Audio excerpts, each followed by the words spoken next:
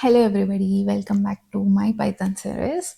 So in the previous videos, we've learned about variables, data types, taking input from the user, type conversion and Python keywords. Today we are going to learn something you'll use almost in every Python program, that is nothing but operators. So yeah, let's get into the video. So what are operators? Operators are special symbols that perform operations on values or variables. For example, 5 plus 3. Here, plus is an operator and it adds two numbers. So Python has different types of operators like arithmetic, assignment, comparison, logical membership, identity. So let's get into one after another. So first, arithmetic operations. So let's create two variables, a equals to 10 and b equals to 3.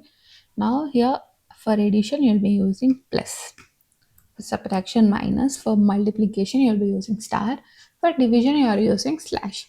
So what is this double slash? So floor, it is called floor division. So it returns only the whole number part. It will remove the decimal part and return only whole number. And modulus operator gives us remainder after division. So 10 divided by 3 gives us one remainder, right? So it will return that. And exponential operator means raised to the power. So your a power b. So 2 power 3, 10 power 3 in that way. So let us run this and see the output. See, addition equals to 13. 10 plus 3 is 13. 10 minus 7. See, 10 minus 3 7. 10 into 3 30. 3.33. Floor division is removing all of these 3 threes and giving only 1 3. Yeah, exponent. 10 power 3 is 10 into 10 into 10, so it is 1000. So yeah, remember this slash gives decimal unit, two slashes will give whole number, modulus gives remainder, star star means power, not multiplying twice, okay? Next, assignment operators. So the basic assignment operator is x equals to 5. So you're storing value of 5 in the variable x. So instead of writing x equals to x plus 3, x equals to x minus 2, you'll be using x plus equals to 3. So this is, both of them are same, both of gives us same answer, but this is a shorter way, x plus equals to 3.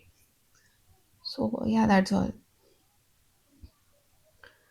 So 5 plus 3 equals to 8. 8 minus 2 is 6. 6 into 4 is 24. 24 by 2 is 2. Well, 12.0, always remember, slash will use us with decimals. Next, comparison operators. So what is comparison operator? Comparison operators will compare the values and return either true or false. They'll be comparing the values of the variables. So they'll be comparing 10 and 5. Okay. So, and remember, comparison operators will always return true or false. So equal equals to see if they're equal. This exclamation symbol and equals to will give us not equals to, greater, less than, greater than or equals to, less than or equals to. So it will be true, false, true, true, false, true, false. Yeah. Next, logical operators. So logical operators are and or not. So they act mostly like those gates. You already know them. So and will check if both are correct, it will return true. If any one of them is wrong, it will return false. But or if either one of them is also true, it will return true. So not will act opposite to whatever the given value is. So here age equals to 7. We'll take age equals to 20. Citizen equals to true. So age is greater than or equals to 18, satisfied, and citizen. So both are true. So true, true, not citizen, it should be false, okay? Yeah, that is how it. So what if you want not citizen to be true? You have to put false. So here this citizen will also fail. So it will also be false. And either one of them, so it will be true. So false, true, false, true, true. See, yeah. If I put 17, So both will fail. Here also both will fail. So false, false, and true.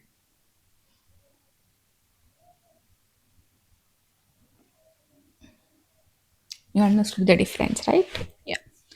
So let's go to membership operators. So even membership operators will also return true or false. So it will check if this particular word is in this sentence or not. That's all. If this in this example, if it is checking if this 20 is there in this list or not. That's all.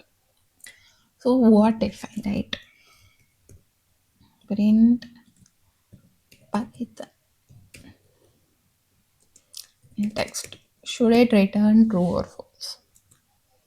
It is returning false because Python is case sensitive. It will treat capital Python and small Python differently. Always remember that, okay? Next, identity operators. So you already know that. See, both all the three values are 1, 2, 3, 1, 2, 3, 1, 2, 3. But A is B is giving us true, but AC is giving us false. Why? So equal to operator which we have seen above compares value, but is operator will compare if those two variables are referring to the same object in the memory. So here it directly assigning B equals to A. So both A and B are referring to the same 1, 2, 3 wala list in the memory. They're using same object.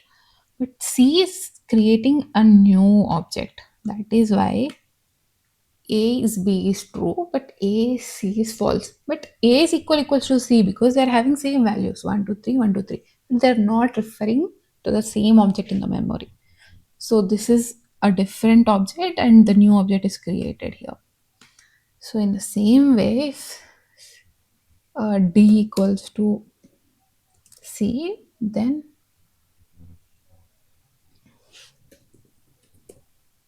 print A, sorry, C is D will be true or false? True. So you understood, right? You're referring to the same object in the memory. Yeah, always remember this too. Now this is your practice question. Y x equals to 12, y equals to 5. I've only done addition, reminder, power. You also do uh, like every other thing also. Check all your knowledge. So yeah, tell me what is the answer for this.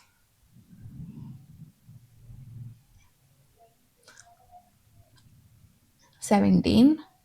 12 by 5. Reminder what is 2. Power 12 power 5. Whatever it is. So I have to multiply 12 into 12 5 times 12 into 12 into 12. So 144 into 144 into 12. Okay. Okay. What does x greater than y give? True. Just greater y is less than 10. Both are true. So true. 5 is in, yeah. So true, true, true. Yeah. So in this video, I have learned arithmetic operators, assignment operators, comparison operators, logical operators, membership operators, identity operators. So yeah, you're ready to learn conditional statements. So we'll be learning conditional statements in our next video. So your homework is very simple. Create a simple calculator. Write a program, Python program that takes two numbers as an input from the user. So you have to take input from the two users, both the numbers, and you have to print all these symbols, addition, subtraction, multiplication, division, and ask them what they want to perform. Once they enter the input, it should give answer, or we can directly show all this. Two options, you have two options. Either ask them to choose what they want to perform or perform everything.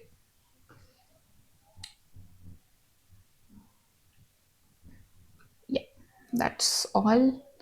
I hope you enjoyed the video. I hope it was useful. Subscribe to my channel and yeah, see you in the next video. Bye bye.